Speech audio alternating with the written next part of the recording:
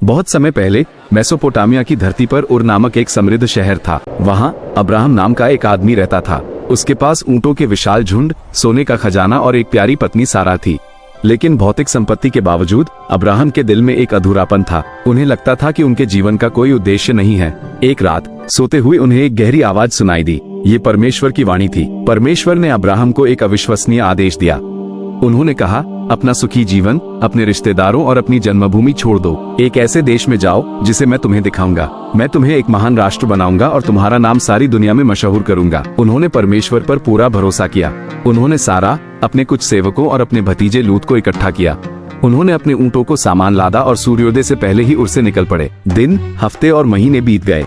उन्होंने उबड़ खाबड़ पहाड़ियों को पार किया, रेगिस्तानों की तपिश को सहा। अंत में वे कनान देश पहुँचे। यह एक स्वर्ग जैसा देश था। परमेश्वर फिर से अब्राहम के सामने प्रकट हुए और कहा, यह वही देश है जिसके बारे में मैंने तुमसे बात की थी। मैं इसे तुम्हारे वंशजों को दूंगा। अब्राहम खुशी से झूम उठे। उन्होंने परमेश्वर को धन्यवाद दिया और कनान में अपना डेरा जमा लिया। लेकिन परेशानियां अभी खत्म नहीं हुई थी। एक भयंकर अकाल पड़ा जिसने पूरे देश को अपनी चपेट में ले लिया। भोजन और पानी दुर्लभ हो गया। अब्राहम और उनके लोगों को कनान छोड़कर मिस्र जाने के लिए मजबूर होना पड़ा, जहाँ अकाल का असर कम था। मिस्र में भोजन मिलने की संभावना थी, लेकिन वहाँ सारा की खूबसूरती के कारण उन्हें डर था कि उन्हें नुकसान पहुँचाया जा सकता है। अपने डर के कारण अब्राहम ने फिरौन को बताया कि सारा उनकी बहन है। फिरौन ने उनकी सुंदरता से प्रभावित होकर सारा को अपने महल में ले जाने का आदेश दिया। हालांकि अब्राहम के इस झूठ को उजागर करने के लिए परमेश्वर ने काम किया। सारा के महल में आने के बाद फिरौन और उसके परिवार के सदस्यों को अजीब बीमारियां होने लगी। फिरौन समझ नहीं पा रहा था कि ये बीमारियां कहां से आई हैं। तब उसके सलाहकारों में से एक ने बताया कि हो सकता है सारा शादीशुदा हो और अपने पति से दूर हो।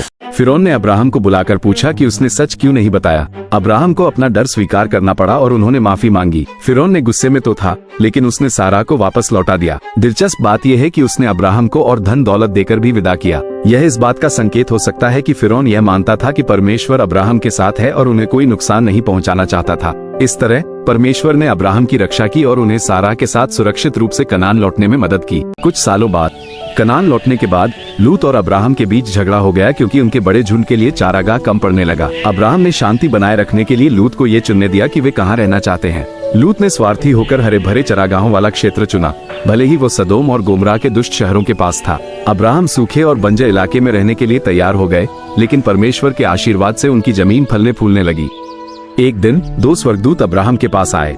उन्होंने अब्राहम को बताया कि वे सदोम और गोमरा का नाश करने जा रहे हैं। अब्राहम ने लूत के बारे में पूछा, जो अभी भी उन दुष्ट शहरों में रहता था। अब्राहम ने परमेश्वर से प्रार्थना की कि अगर शहरों में कुछ धर्मी लोग हो तो उनको बचा लिया जाए। परमेश्वर ने अब्राहम की प्रार्थना सुनी और बताया कि अगर सदोम में सिर्फ 10 धर्मी लोग भी मिल जाएं, तो वो शहर को नष्ट नहीं करेगा। लेकिन दुर्भाग्य से सदोम और गोमरा में कोई धर्मी व्यक्ति नहीं मिला। परमेश्वर ने 2 स्वर्गदूतों को लूत के पास भेजा। उन्हें कहा गया कि वे लूत और उसके परिवार को शहर से बाहर ले जाएं। लूत ने परमेश्वर के दूतों की बात मानी और जल्दी से अपनी पत्नी और बेटियों को तैयार किया। लेकिन लूत की पत्नी ने परमेश्वर के आदेश की अवज्ञा की और पीछे मुड़कर देख लिया। वह एक नमक के स्तंभ में बदल गई। लूत और उसके बच्चे शहर से भाग निकले। तभी आकाश से आग और गंधक बरसने लगी। सदोम और अमोरा शहर पूरी तरह नष्ट हो गए। यह एक भयानक दृश्य था। कुछ सालों बाद परमेश्वर ने अब्राहम से वादा किया कि उनके वंशज बहुत अधिक होंगे, जितने आकाश के तारे और समुद्र की रेत के कण होते हैं। लेकिन अब्राहम और सारा बहुत बड़े हो गए थे और उनकी कोई संतान नहीं थी। संतान की इच्छा में सारा ने अपनी दासी से अब्राहम को एक बच्चा पैदा करने को कहा। हाजरा ने इश्माइल नाम के एक पुत्र को जन्म दिया। फिर परमेश्वर ने अब्राहम से वादा किया कि सारा के माध्यम से भी उनका एक पुत्र होगा। सारा इस पर हंस पड़ी, क्योंकि वह बहुत बूढ़ी थी। लेकिन परमेश्वर ने अपना वादा पूरा किया और सारा ने इसहाक नाम के एक पुत्र को जन्म दिया। परमेश्वर ने अब्राहम की आस्था की परीक्षा लेने के लिए उनसे कहा कि वे अपने प्रिय पुत्र इसहाक की बलि चढ़ाएं। अब्राहम ने परमेश्वर के आदेश का पालन करने के लिए इसहाक को बलि चढ़ाने की तैयारी की। लेकिन जैसे ही अब्राहम ने इसहाक को बलि चढ़ाने के लिए छुरी उठाई, परमेश्वर के दूत ने उन्हें रोक दिया और एक मेढ़ा प्रदान किया जिसे बलि चढ़ाया गया। ये कहानी अब्राहम और सारा के अटूट विश्वास, परमेश्वर की प्रतिज्ञाओं पर भरोसा और परमेश्वर की दया और कृपा की एक अद्भुत मिसाल है।